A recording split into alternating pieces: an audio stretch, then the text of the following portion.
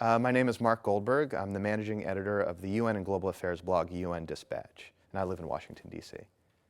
I think the Portuguese Prime Minister kind of framed the discussion that we're going to be seeing this week well. He said there are three big issues that will be discussed this week.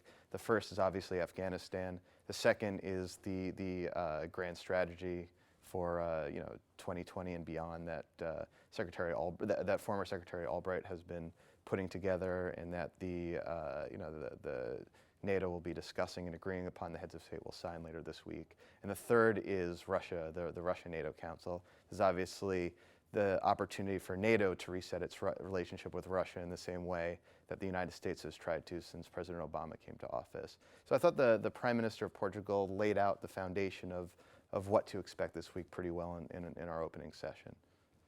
It's a good cross-section of both NATO countries and non-NATO countries, but also it seems that one of the buzzwords of today has been partnerships. Where can NATO look to build its relationships in the future? It's obviously, to a large degree, an inward-focused institution, but one thing that I've got a good sense of is that a lot of people at NATO, a lot of delegates here, participants in the Young Atlanticist Summit, as well as NATO members, also want to start looking outward. They want to build partnerships with new centers of power. We had a lot of talk about Brazil and the South Atlantic today.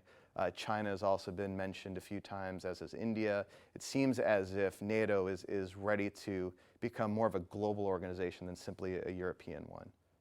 Yeah. I think the future of NATO is clearly in its opportunity to build global partnerships. A lot of what we've talked about today has been sort of where around the world can NATO interact productively, cooperatively, to build a kind of community of democracies, but also to build just a concept that NATO is not exclusively a European or North American organization. It truly has the potential to become a global organization and serve global needs.